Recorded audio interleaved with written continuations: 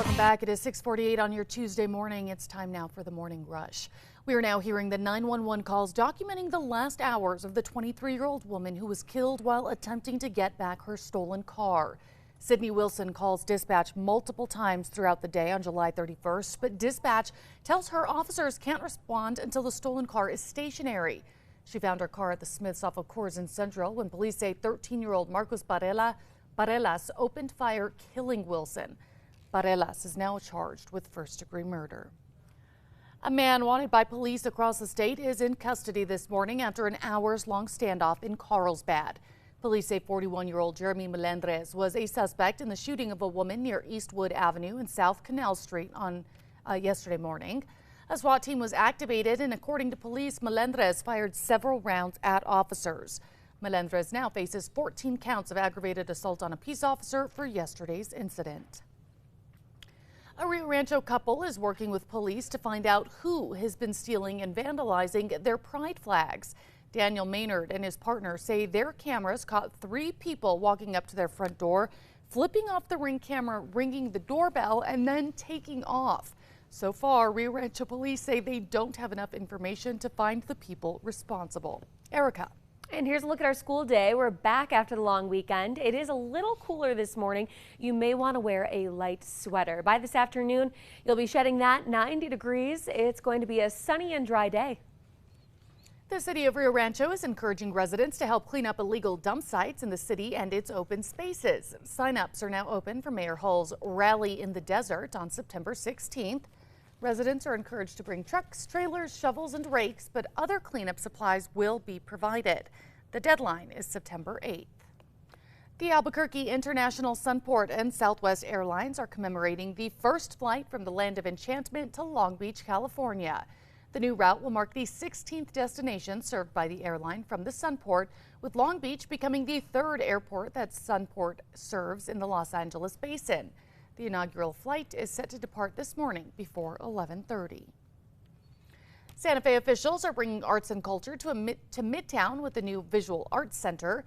The Santa Fe governing body approved an agreement with the Midtown Arts and Design Alliance to help attract creative development to the Midtown site. The proposal includes partnering with 15 local nonprofits and will create 60 full-time jobs and 40 internships. Erica. And here's a check on the threat index. It is nice and low today. The only issue will be some heat in the southeast, where we'll climb over 100 degrees. A previously undiscovered ancient dwelling has been found thanks to new drone technology. Researchers from the University of Missouri spent time this summer near the Cibola National Forest, where they found what they believe to be an ancient pueblo, possibly the result of migration of people leaving the Four Corners. The team says they will continue their research into the site. Much needed help for residents in Florida affected by Hurricane Idalia continues this morning, and that includes assistance from New Mexico Red Cross volunteers.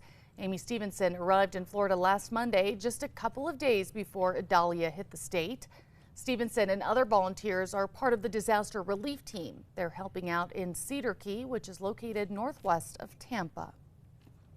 The mass exodus is still underway from Nevada's Black Rock Desert after heavy rain caused thick mud that stranded tens of thousands at the annual Burning Man Festival.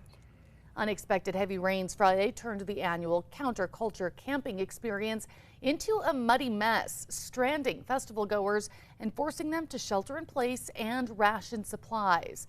Authorities are investigating the death of one person during that gathering. Erica. And here's a check on traffic. The maps are looking clear, no accidents or slowdowns. Tracker is stuck in traffic headed south on I-25. And there you can see it says standstill, so you'll want to avoid that area if you can. There's a new chicken wing champion this morning after the National Buffalo Wing Festival. Also during the event, hot dog eating contest legend Joey Chestnut, who is #1 in the Major League eating ranks, took second place in the wing eating contest. The first place winner, James Webb, ate 276 wings. Time now for the 5 facts. At number 5, the city of Rio Rancho is encouraging residents to help clean up illegal dump sites in the city and its open spaces. Sign-ups are now open for the Mayor Hull's Rally in the Desert on September 16th. Residents are encouraged to bring trucks, trailers, shovels and rakes, but other cleanup supplies will be provided. The deadline is September 8th. And number 4, a previously undiscovered ancient dwelling has been found thanks to new drone technology. Researchers from the University of Missouri spent time this summer at an area near the Cibola National Forest. They found what they believe to be an ancient pueblo, possibly the result of large migration of people leaving the Four Corners. They found architecture, pottery, and other artifacts that resemble those found at the sites throughout the Mesa Verde region. The team says they will continue their research into the site, including who the dwelling belongs to. And number 3, it's going to be a hot, dry, and sunny day across the state. We'll see temperatures in the mid to upper 80s in northern New Mexico and the low to upper 90s through Albuquerque down to the southwest corner of the state. Temperatures will climb to the 100s again in the southeast plains.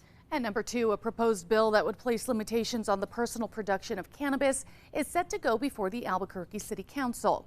This comes a little over 2 years after recreational cannabis was legalized. Now a proposed ordinance by Councilor Brooke Bassan would further regulate how people grow their own pot and limit the smell that comes from residential cannabis production. The ordinance is set to be discussed at tomorrow evening's council meeting. And at number 1, we are now hearing the 911 calls documenting the last hours of the 23-year-old woman who was killed while attempting to get back her stolen car.